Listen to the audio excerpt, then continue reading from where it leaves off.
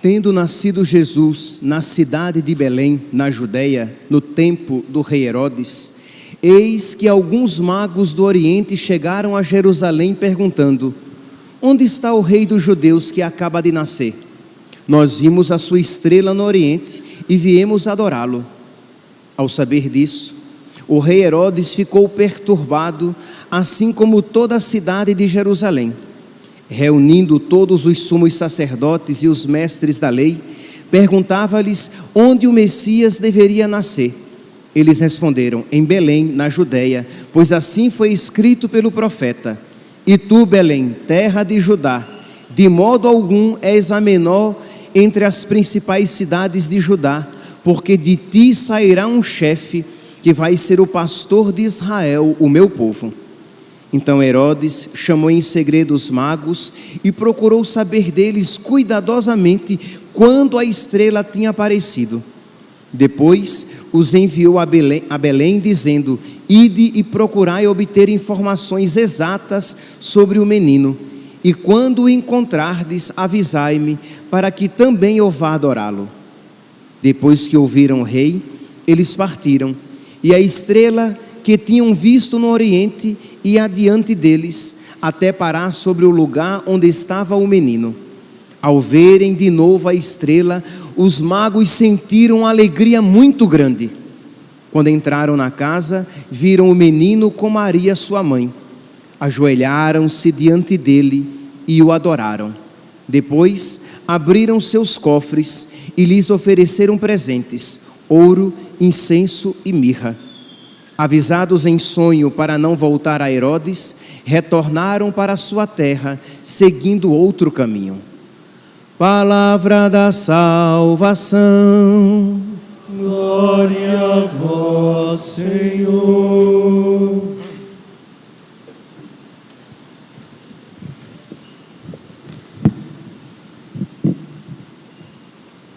Caríssimos irmãos e irmãs, estamos celebrando a solenidade da Epifania do Senhor. Nós estamos no tempo do Natal, e vocês sabem que no tempo do Natal nós não celebramos apenas e tão somente o nascimento de nosso Senhor. Nós celebramos 5 mistérios com 5 festas. O Natal é um mistério tão grande, tão profundo, que para a igreja celebrá-lo na sua plenitude, ela o divide em 5 festas. Então, a primeira, o Natal, em que nós celebramos a manifestação do Senhor na nossa carne. A segunda festa, a festa, a solenidade de Santa Maria, Mãe de Deus. Aqui eu não estou dizendo necessariamente numa ordem cronológica, tá? Que a segunda seria, no caso, a Sagrada Família. Então, a segunda, Santa Maria, Mãe de Deus, em que Jesus manifesta a sua mãe. Ela é sua mãe de verdade, ela é mãe de Deus. Ele foi formado das suas entranhas, das entranhas da Virgem Maria. A terceira festa, a festa da Sagrada Família, que nós celebramos entre o Natal e o Ano Novo.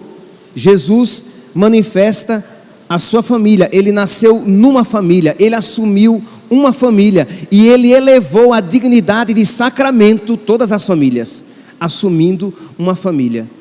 A quarta festa é a de hoje, a festa da Epifania, em que Jesus se manifesta como a salvação da humanidade, representada pelos reis magos. E a quinta festa, que nós neste ano iremos celebrar amanhã, que é a festa do batismo do Senhor, em que Jesus, já grande, crescido, é batizado por São João Batista, e ele é manifestado como o Messias, como o Cordeiro de Deus que tira o pecado do mundo. Pois bem, então hoje, eu acabei de dizer, nós estamos celebrando a manifestação, a palavra Epifania significa isso. Então, a manifestação de Jesus, Jesus que é manifestado, que é apresentado a nós como o Salvador de toda a humanidade. Ele não é o Salvador apenas dos judeus. Ele é o Salvador de toda a humanidade. Todos aqueles que se colocarem debaixo do seu nome, desfrutam da salvação. Pois bem, então, os textos evangélicos de hoje apresentam que Jesus, nascido, e diz que os reis magos, que nós, pela tradição, sabemos os nomes, Baltazar, Melquior e Gaspar, os reis magos, seguindo uma estrela que tinha aparecido no céu, eles chegaram a Jerusalém procurando o rei dos judeus que deveria nascer. Aqui, meus irmãos, é importante frisar que esses magos, estes reis, eles eram pagãos, mas no coração deles existia um desejo do verdadeiro Deus. Nas suas religiões pagãs, eles não tinham encontrado o verdadeiro Deus. Nas suas religiões pagãs, eles não tinham encontrado a salvação. E quando eu digo isso, meus irmãos, embora seja um discurso politicamente incorreto, porque hoje em dia é bonito, mas não é verdade. Bonito é dizer assim, que todo mundo se salva, cada um na sua religião, porque o que importa é a intenção do seu coração. Mas isso não é verdade, meus santos. Só existe um Salvador. A palavra de Deus diz que só existe um nome no qual nós podemos ser salvos, em Jesus Cristo, que deixou aqui na terra uma única igreja. Jesus disse: eu sou o caminho, a verdade e a vida. Então quer dizer, para que nós alcancemos a salvação, nós precisamos entrar neste caminho, nós precisamos aceitar essa verdade para que possamos acolher esta vida. Pois bem, então diz que os magos pagãos, mas eles seguiram uma estrela, eles viram uma estrela. E aí nós poderíamos nos perguntar: mas padre, mas como assim? O Senhor está falando que só existe salvação em Jesus Cristo, que Ele é o caminho, a verdade e a vida, e não há um outro nome no qual podemos ser salvos. Como é então que os magos, eles viram a estrela? Eles viram a estrela que conduzia a Jesus, porque no coração de cada homem existe o desejo de Deus. Quando Deus nos criou, Deus colocou no nosso coração o desejo da verdade. Quando Deus nos criou, Deus colocou no nosso coração uma fome dele, uma fome do verdadeiro Deus, para que nós, de alguma maneira, o buscássemos onde quer que nós venhamos a nos encontrar. Então, onde quer que estejamos, sempre haverá um desejo de Deus. O catecismo, no número 27, vocês depois podem pegar aquele catecismo amarelo, catecismo da Igreja Católica, no número 27, vocês vão encontrar lá, o desejo de Deus está inscrito, está encrustado, está como que cinzelado, está fincado no nosso coração, já que nós somos criados por Ele e para Ele, e Ele não cessa de nos atrair a si, e somente nele nós iremos encontrar a verdade e a felicidade que não cessamos de procurar. Então existe esta inquietude em nós, existe esta fome de Deus em nós, e foi Deus mesmo que nos colocou esta fome em nós, para que nós o procurássemos. Existe um buraco dentro de nós, e que somente Deus pode preencher, e é este vazio que nos inquieta, e faz com que nós o busquemos, o procuremos, o desejemos. Pois bem, foi este desejo de Deus inscrito no coração dos homens. todo o homem criado, que fez com que os magos procurassem a verdade e não estivessem satisfeitos no erro de suas religiões em que eles se encontravam. E repito, dizer isso é pura caridade. Pode parecer arrogância de quem quer que a sua religião seja melhor do que a outra, mas dizer o contrário é não reconhecer que o cristianismo tem algo de único. Deus se fez homem. É verdade que este menininho aqui, que esta imagem representando Jesus, este menininho deitado na manjedoura, é verdade que esta imagem representa o mistério de que Deus, a segunda pessoa da Santíssima Trindade, se fez homem e habitou entre nós. É verdade isso. E é verdade que isto nós só iremos encontrar no cristianismo, de que esta é uma verdade,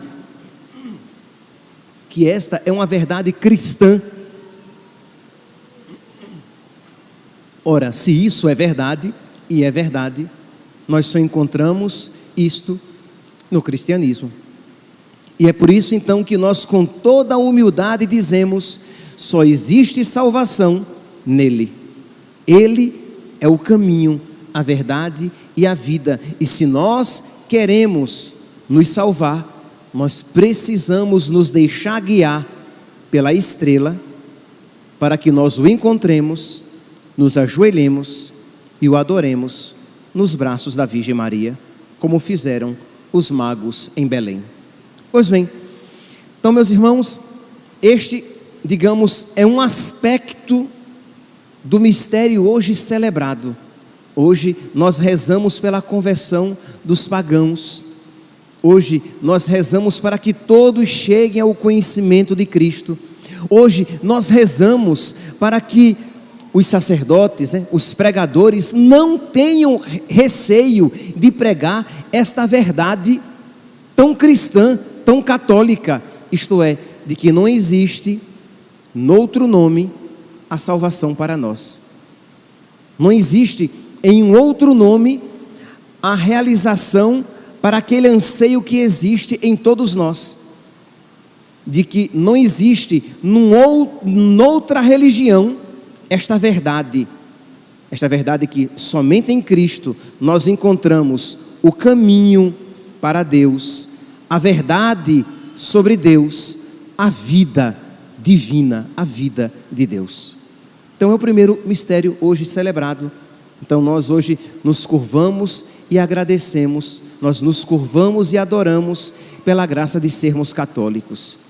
É uma realidade que nós deveríamos frequentemente fazer, agradecer a Deus por sermos católicos, por termos nascido numa família católica, por termos sido batizados na igreja católica, porque sem merecimento nosso, nós fomos enxertados no corpo de Cristo, na única igreja de Cristo, do Filho de Deus, que se fez homem para a nossa salvação. Pois bem, é o primeiro mistério, mas eu gostaria de dar mais um passo e meditar a respeito de um outro aspecto do mistério hoje celebrado e talvez dar maior ênfase a este segundo aspecto. Diz aqui no Evangelho de São Mateus que há séculos é proclamado por ocasião dessa festa, da festa da Epifania. Diz aqui no versículo 3, diz que quando os magos procuraram Jesus, eles foram a Jerusalém, eles foram para o palácio, porque se o rei dos judeus nasceu, na cabeça deles, o rei deveria nascer em um palácio. Então eles foram para Jerusalém.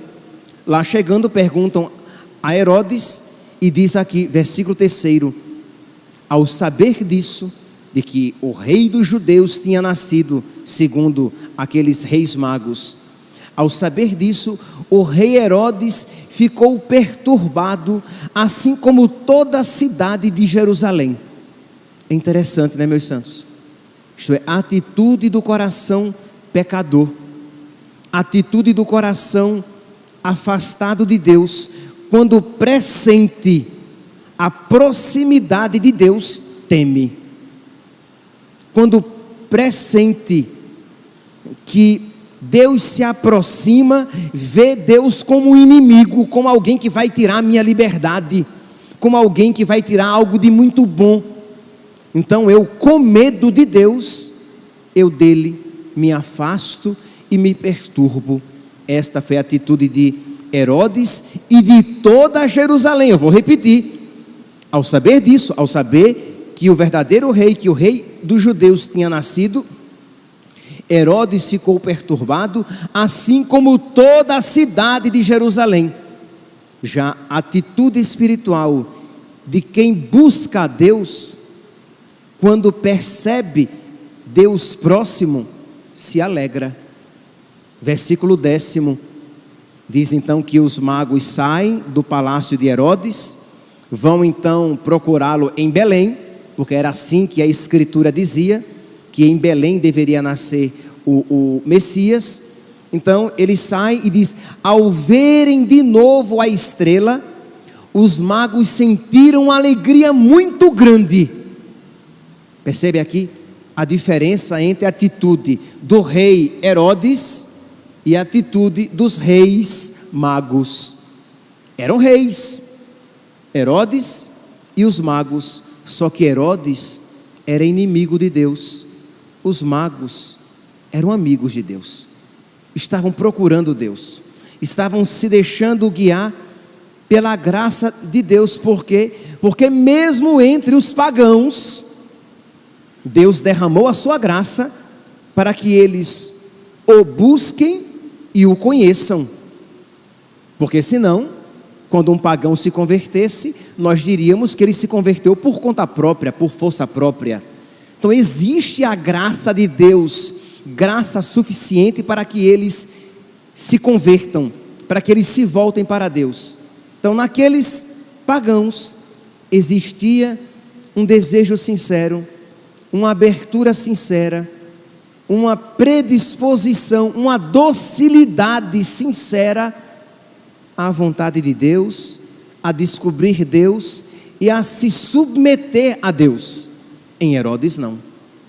No coração de Herodes existia uma insubordinação. Ele não queria perder o seu trono. Ele achava, e é esta a mentira que o diabo coloca no nosso coração, ele achava que se ele aceitasse o rei dos judeus, ele perderia o seu trono. Ele achava, e esta é a mentira que o diabo coloca no nosso coração, de que se ele aceitasse Jesus, ele perderia algo de muito bom, e ele não queria perder, porque no fundo Deus é mau, e ele vem para tirar as coisas boas. É isso que o diabo coloca no nosso coração. Mas Deus não vem tirar nada de bom. Se é bom, Deus não tira, muito pelo contrário, Deus torna aquilo ainda melhor. Deus eleva a dignidade daquilo que já era bom no nosso coração. Então, essa atitude de Herodes e dos reis magos, que lembra, a atitude de Herodes lembra a atitude dos nossos primeiros pais, né? Lembra quando os nossos primeiros pais pecaram e eles ouviram os passos de Deus no jardim? Que foi que Adão fez? Adão correu e se escondeu. Por quê? Porque teve medo, porque estava nu. Isto é, depois que o homem peca, de alguma maneira ele abre espaço no seu coração, no seu ouvido interior, para a voz do maligno, que vai insuflar, que vai colocar desconfiança de Deus. E aí a humanidade começa a desconfiar, começa a achar de que eu vou perder alguma coisa se eu aceitar Jesus, de que eu vou ser menos feliz se eu aceitar Jesus, se eu viver os mandamentos, se eu levar a sério a minha fé, se eu procurar viver 100% como católico. Se isso eu fizer, eu vou ser menos feliz. Mentira! Esta é a mentira que o diabo coloca no seu coração. Você será feliz neste mundo e plenamente feliz no outro, se você viver segundo os mandamentos de Deus, se você procurar viver verdadeiramente como católico, sendo obediente, sendo dócil e se submetendo ao nosso Senhor, procurando ter no seu coração os mesmos sentimentos de Cristo. Vocês nunca vão encontrar um santo arrependido de ter colocado toda a sua confiança em Deus. Vocês nunca vão encontrar um santo frustrado, deprimido, porque apostou toda a sua vida em Deus. Porque, repito, e a frase não é minha, quem a Deus dá tudo, não perde nada. De verdade, ele ganha muito mais. Esta frase é do Papa Emérito, mas na ocasião, Papa Bento XVI, por ocasião da homilia inaugural do seu pontificado, no dia 24 de abril de 2005, então a sua primeira homilia, e ele dizia isso para os jovens, mas que serve para todos nós. Palavras suas, abre aspas: porventura não temos todos nós, de um modo ou de outro, medo, se deixarmos entrar Cristo totalmente dentro de nós, se nos abrirmos completamente a Ele, medo de que Ele possa tirar algo de nossa vida? Não temos porventura medo de renunciar a algo de grandioso, único, que torna a vida tão bela? Não arriscamos depois de nos encontrarmos na angústia e privados da liberdade? Quem faz entrar Cristo não perde nada, absolutamente nada daquilo que torna a vida livre, bela e grande. Não, só nesta amizade se abrem de par em par as portas da vida. Assim, eu gostaria hoje, com grande força e convicção, partindo da experiência de uma longa vida pessoal, de vos dizer, queridos jovens, não tenhais medo de Cristo. Ele não tira nada, Ele dá tudo. Quem a Ele se doa, recebe o cêntuplo. Quem a Ele se doa, recebe 100 vezes mais. É o diabo que coloca no coração do homem esse medo de que, se eu aceitar viver segundo a vontade de Deus, eu vou me frustrar, eu vou quebrar a cara. É o diabo que diz: no pecado você vai encontrar felicidade, quando o salário do pecado é a morte. O que é o salário? É aquilo que eu recebo depois de ter realizado aquele trabalho. Então, qual é a consequência, o fruto, o que vem depois daquele, no máximo, momento de prazer, distensão e satisfação meramente natural? O que é que vem depois? Vem o vazio, a tristeza e a morte eterna. E é disso que Deus quer nos privar. Mas com a graça, com a virtude, com os mandamentos de Deus, pode até naquele momento exigir um pouco de nós, mas depois vem a alegria de ter os mesmos sentimentos de Cristo no coração. Vem a alegria de eu estar de acordo com a vontade de Deus, com o seu projeto criacional. E vem a alegria eterna, que não tem fim, e que vem corresponder infinitamente mais do que toda aspiração que existe no meu coração. Porque a felicidade que Deus tem para mim, não só corresponde com os meus anseios, mas os ultrapassa. Fizestes muito mais que prometestes. Não é assim que diz a Sagrada Escritura? Pois bem, será assim que nós diremos a Deus, quando com a sua graça e graças à sua misericórdia, com Ele nós nos encontrarmos. Nós veremos que o que Deus tem para nós, se encaixa perfeitamente com os nossos anseios, mas ultrapassa, nos concede muito mais, de uma maneira mais perfeita, de uma maneira duradoura, porque é eterna. Então nós iremos cheios de gratidão, valeu a pena. E nós olharemos para trás e veremos quão mentirosas eram as propostas do diabo, eram as ilusões apresentadas pelo inimigo de Deus, querendo que eu de Deus me afastasse. Vamos lá, meus santos, nesta solenidade da Epifania de Nosso Senhor, vamos pedir pela intercessão dos santos reis magos. Sim, aqueles que outrora eram pagãos, se converteram a Cristo, são santos. Nós temos as relíquias dos reis magos lá em Colônia, na Alemanha. Então aqueles que outrora eram pagãos, renunciaram o paganismo, a sua falsa religião, aceitaram Cristo, a sua verdade, e diz aqui a palavra, retornaram para a sua terra, seguindo um outro caminho. É assim que acontece com todo aquele que encontra Cristo. Você antes andava pelos caminhos tortos, você antes estava pelos caminhos de trevas, mas depois que você encontra Cristo, você muda o caminho, você toma agora um outro caminho. Que caminho? Aquele que diz, eu sou o caminho, a verdade e a vida.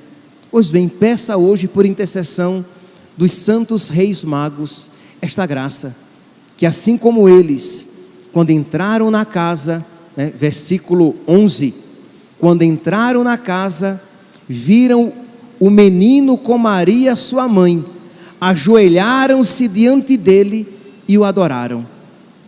Depois abriram seus cofres e lhe ofereceram presentes, ouro, incenso e mirra. Que nós também entremos na casa, a casa que é a igreja, que nós de verdade, mantendo-nos ou retornando ao estado de graça, que nós estejamos na casa, que nós encontremos Jesus nos braços de Maria. Lembrando que o católico sabe muito bem, quando encontra Jesus, encontra Maria. E eu poderia também dizer de uma maneira diferente, se encontrar a Virgem Maria, encontrará necessariamente Jesus.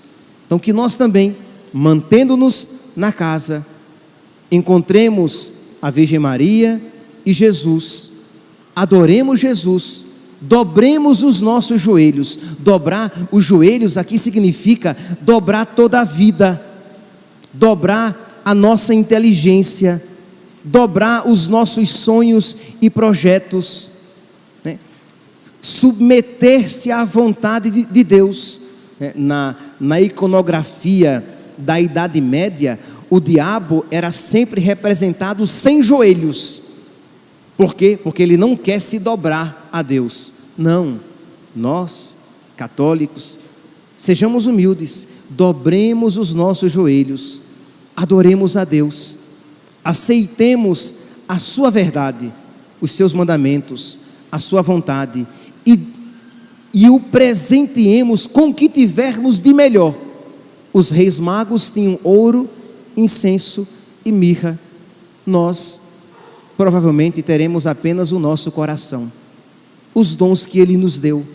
Apresentemos a Ele, entreguemos a Ele, pedindo por intercessão dos santos reis magos a graça de nós nos darmos de verdade e definitivamente, que a nossa tendência é dar e pedir de volta, é dar e pedir de volta.